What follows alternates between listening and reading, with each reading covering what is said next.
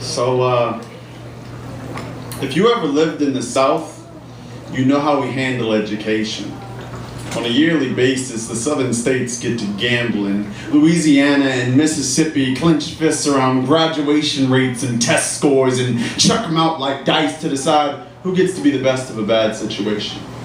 But law says you can't leave no child behind. So Georgia and Alabama get their coins ready. They turn classrooms into casinos and get ripped from yanking on slot machines, telling kids to be average and yelling, "Come on, basic!"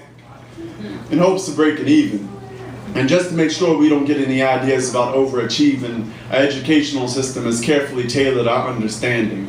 They take our books and tear out the pages that they find inconvenient or incriminating. Excuse me, how come we never learned about the 1921 Tulsa race riots, Che Guevara, or Mumia Abu-Jamal? Excuse me, how come we're reading the Diary of Anne Frank, but we won't be reading the autobiography of Malcolm X? Oh, that's right, because anything that could lead to a rebellious mindset doesn't get standardized. Greek mathematics does. In science class, we learned that if you burn enough sand together at extreme temperatures, glass is created.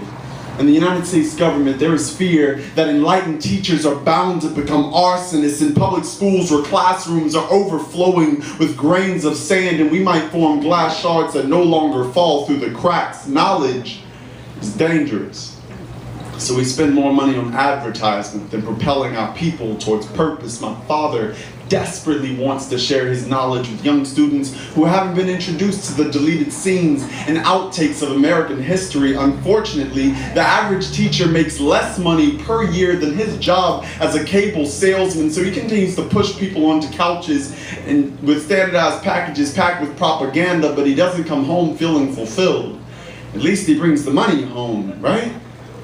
Where I come from, you gotta have a strong mind or a strong back. My dad taught me that. He was raised here. He knows that Baton Rouge ain't a place to follow your dreams. If the school system sucker punched your shot at success, you put on a uniform and go work at the plant. We barely got time to breathe round here. What in this city makes you think anybody's got time to teach you how to dream?